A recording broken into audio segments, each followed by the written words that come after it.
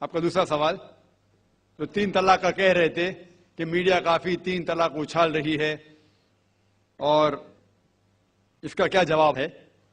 افسوس کی بات ہے کہ معاشرے میں، مسلمان کے معاشرے میں 3 قسم کی طلاق ہے۔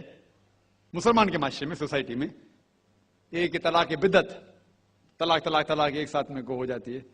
ایک طلاق حسن، جو طلاق دو، 1 ماہ رکو حیض کے لیے، پھر طلاق دو، پھر رکو، پھر تیسرا طلاق دو۔ اور تیسرا طلاق کے حسن، جو بالکل صحیح طریقہ ہے، جو قرآن شریف کی ہے، طلاق دو اور 3 ماہ رکو۔ قرآن کی آیت ہے سورہ بقرہ میں، سورہ نمبر 2 آیت نمبر 228 میں لکھا ہوا ہے کہ جب بھی آپ طلاق دیں گے تو 3 ماہ یا 3 حیض کی عدت ہے، تو طلاق پورے مکمل ہونے کے لیے 3 حیض یا 3 ماہ، 3 مینسٹریل سائیکل اور 3 منتھلی کورسز مسٹ ہے، کمپلسری ہے۔ افسوس کی بات ہے کہ یہ جو اختلاف امت میں ہے، اس کی ایک وجہ ہے۔ ایک صحیح حدیث ہے ابن عباس رضی اللہ عنہ، وہ فرماتے ہیں کہ محمد صلی اللہ علیہ وسلم کے دور میں 3 طلاق ایک ہی مانی جاتی تھی۔ حضرت ابو بکر کے دور میں 3 طلاق ایک ہی مانی جاتی تھی۔ حضرت عمر کے پہلے 2 سال کے دور میں 3 طلاق ایک ہی مانی جاتی تھی، لیکن اس کے بعد حضرت عمر رضی اللہ عنہ اس سچویشن کو دیکھ کے وہ کہتے اگر کوئی شخص 3 دے دیا تو 3 ہو جاتی ہے۔ اس حدیث کی وجہ سے جو اختلاف امت میں ہے، اور کئی علماء میں اختلاف ہے، لیکن علماء میں اختلاف ہے، رہیں گا ایک منچ پہ آئیں گے کہ اللہ عالم، لیکن اگر آپ قرآن کی روشنی میں پڑھتے ہیں، قرآن میں طلاق کا ذکر کیا گیا ہے سورہ بقرہ میں، سورہ نمبر 2 آیت نمبر 228 سے لے کے 240 تک، اور سورہ طلاق میں سورہ نمبر 65 آیت نمبر 1 سے 7۔ جو قرآن مجید میں طلاق کا ذکر ہے، اس کے اندر یہ ہے کہ کبھی کوئی ڈفرنس آف اوپینین، کوئی جھگڑا ہو جاتا ہے شوہر اور بیوی میں، تو پہلا شوہر بیوی بیٹھ کے بات کرے۔ ایسا نہیں کہ بیوی نے نمک زیادہ ڈال دیا اور طلاق طلاق طلاق کہہ دیا اور طلاق ہو گیا۔ اگر بیوی میں نمک زیادہ ڈالا، بولے آپ کو نمک کم چاہیے، معاملہ سلجھ جائے گا، بیٹھ کے بات کرو۔ پھر بھی بات نہ بنے تو اللہ تعالیٰ فرماتا ہے سورہ نساء میں، سورہ نمبر 4 آیت نمبر 35 میں، کہ آپ کے درمیان ایک حکم رکھو، ایک آربیٹر بیوی کی طرف سے، ایک آربیٹر شوہر کی طرف سے۔ مطلب آربیٹر، حکم کہتے ہیں آربیٹر کو، حکم رکھو بیوی کی طرف سے اور شوہر کی طرف سے، اور معاملہ کو سلجھا لو۔ پھر بھی اگر بات نہیں مانے تو آپ پھر طلاق دے سکتے ہیں۔ جب طلاق دیتے ہیں تو کئی اس کے کرائٹیریاز ہے کہ حیض کے وقت طلاق مت دو، جب آپ غصے میں طلاق مت دو، شراب کی حالت میں طلاق مت دو۔ اس کے بعد جب طلاق دیا جاتا ہے تو 3 ماہ رکنا چاہیے۔ طلاق کے احسن ہے، جو بالکل صحیح طریقہ ہے۔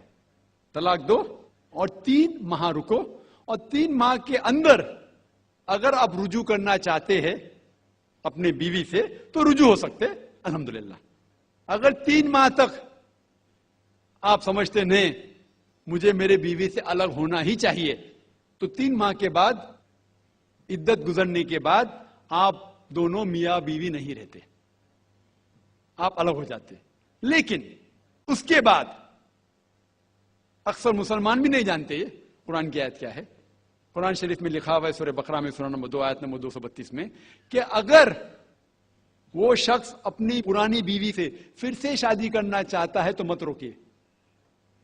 تو اگر طلاق ہو چکا ہے صحیح طریقے سے، طلاق کے احسن کے طریقے سے، اور 3 ماہ ہو گئے، عدت گزر گئی، 6 مہینے بعد اگر لگا بھائی جو میں نے کیا غلط کیا، میں پھر سے شادی کرنا چاہتا ہوں، تو وہ آدمی اپنی پرانی بیوی سے پھر سے نکاح کر سکتا ہے، لیکن نیا نکاح نیا مہر،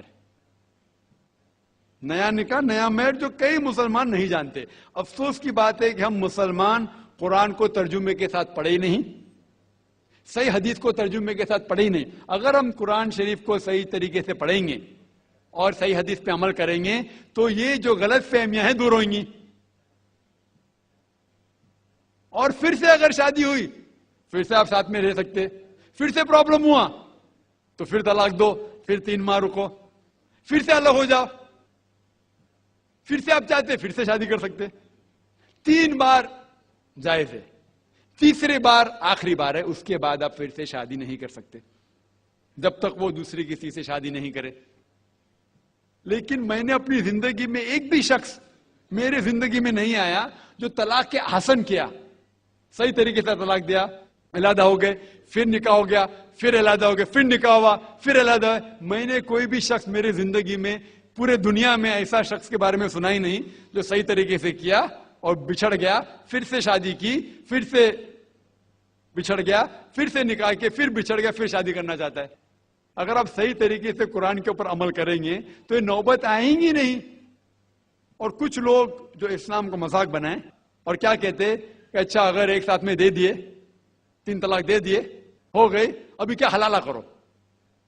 कुरान कहता है 3 तलाक एक साथ में भी देंगे तो एक ही होती है। मोहम्मद सल्लल्लाहु अलैहि वसल्लम के वक्त पे 3 भी एक साथ में देना एक ही होता था। हजरत अबू बकर के टाइम में भी 3 तलाक एक ही होता था। हजरत उमर के दौर में लोग जो कहते 3 तलाक 3 होती है, कई उलमा कहते हैं कि उनने ये अपने फतवे पे रुजू किए और उन्हें अफसोस था कि ये फतवा उन्हें दिए, और कई लोग कहते नहीं उनका फतवा सही था। इसमें उम्मत का इख्तिलाफ है। लेकिन अगर कुरान की रोशनी में देखेंगे तो 3 तलाक एक साथ में भी देंगे तो एक ही होती है। हजरत उमर के दौर में रज़ियल्लाहु अन्हु उन्होंने कहा था कि हम उसे कह नहीं सकते, क्या वो गलत है। लेकिन उलमा ये कहते हैं, मिसाल तो इब्ने तैमिया, शेख इब्ने तैमिया, वो कहते हैं कि ये हजरत उमर में अल्लाह भी प्लीज रज़ियल्लाहु अन्हु, वो मोहम्मद सल्लल्लाहु अलैहि वसल्लम ने जो कहा उसके ऊपर नहीं है। इसीलिए हमें बात मानना चाहिए कुरान और अल्लाह के रसूल की। इसके अंदर हजरत उमर में अल्लाह भी प्लीज विद हिम रज़ियल्लाहु अन्हु उन्हें रुजू किया। इसीलिए वो कहते कि 3 तलाक भी होंगी तो एक ही होती है, 3 नहीं होती। इसमें उम्मत का इख्तिलाफ इसलिए है कि हमने कुरान पढ़े ही नहीं। हम अगर कुरान पढ़ेंगे सही तरीके से और जाने, कई लोग ये समझते हैं कि तलाक के लिए 3 बार बोलना जरूरी है, अगर 3 बार नहीं कहेंगे तलाक होती ही नहीं। वो उनकी नादानी है, वो उनकी जहालत है। तो हमें क्या करना चाहिए, ये मीडिया उछाल रही है, हम मुसलमानों को ये तलाक का तरीका जो सही तरीका है तलाक के हसन, उसको आम करना चाहिए और ये कहना चाहिए किस बुनियाद पे तलाक दी जा सकती है, कब दी जा सकती है, कैसे मौके पे दी जा सकती है, देना चाहिए कि नहीं। तो ये सब अगर हम मुसलमान आम करेंगे तो इंशाअल्लाह ये इख्तिलाफ जो उम्मत में है वो नहीं रहेगा।